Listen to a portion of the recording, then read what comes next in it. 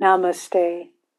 Today on Touch of Light, we're going to be talking on the topic, When God Calls. There was a beautiful story I heard some time ago about a devotee. We'll call him Ram Dass. He was very devoted to the Lord, and every day he would pray, Lord, whenever you call me, at that moment, I will come. And his prayer was deep and sincere.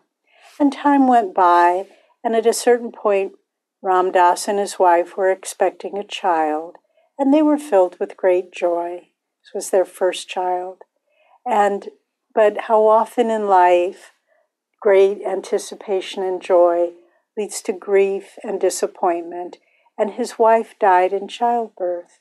And he took that little helpless newborn baby, and his heart was such filled with love and the desire to care for and protect this little motherless child. And he was holding it, and then he heard the Lord call, Ram Dass, it's time for you to come to me. And Ram Dass stopped and he said, Lord, you know I will come. You are my first love in all of my heart.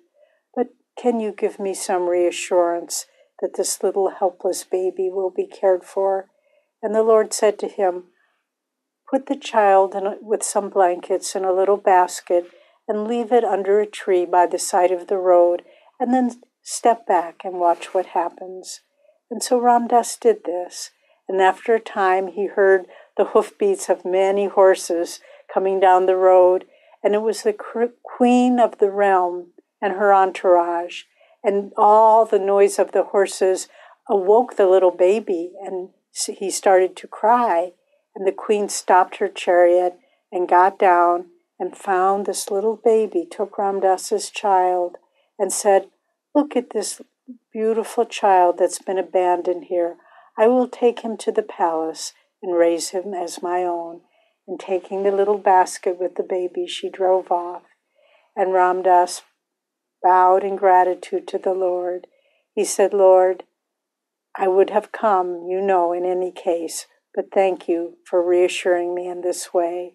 And so there are two beautiful messages that I received from this story. One, that God understands our human needs. It isn't that he's above them, but he understands the needs of our heart and responds to them and fulfills them.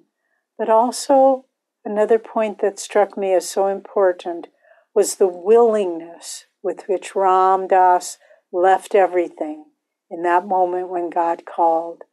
And so for each of us, ask yourself the question, what am I holding on to? What is holding me back?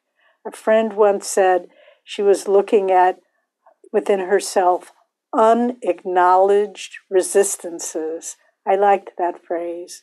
But look in yourself and see what's holding you bound to this world so that you can release these things. And when God calls, you can say, here I am, Lord, I will come.